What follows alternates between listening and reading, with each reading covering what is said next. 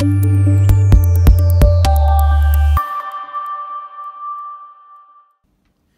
everybody, it's Big Daddy Liberty here, your favorite fat boy. Now, bad news. The Constitutional Review Committee in Parliament has essentially recommended their report that our Constitution be amended to allow for the explicit expropriation without compensation. Now, this obviously follows the vote today in Parliament.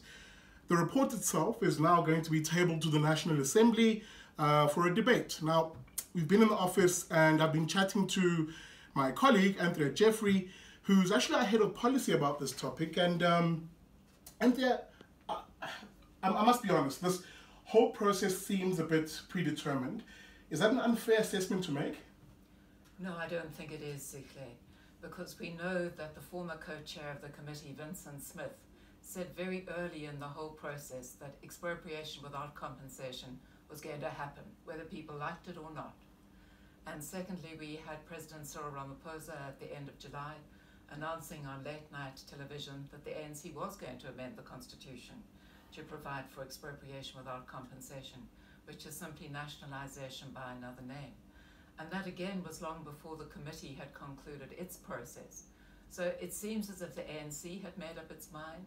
The committee itself has quite often indicated that it has a bias in favour of the EWC outcome.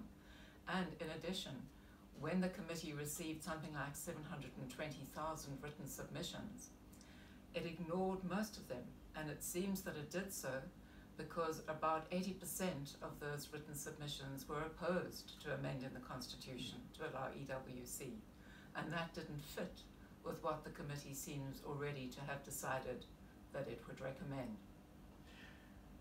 That's very worrying, especially the bit around the fact that essentially the public isn't being listened to in the whole process. Now, the only question I suppose most people are asking is, what now? What is the IRR going to be doing about this? We're already consulting our lawyers. We believe that the procedural flaws in the way in which the committee has gone about its work are so profound that it's absolutely vital that the recommendation should be taken on judicial review. The committee has a constitutional obligation to hear and to heed what people have said in their written comments on EWC. It's failed to live up to that obligation, and the IRR through this court application will ensure that it does so. Thank you, Anthea. I must say, a bit depressing, but well, there you have it. I mean, it's actually quite simple at this stage insofar as the need for action.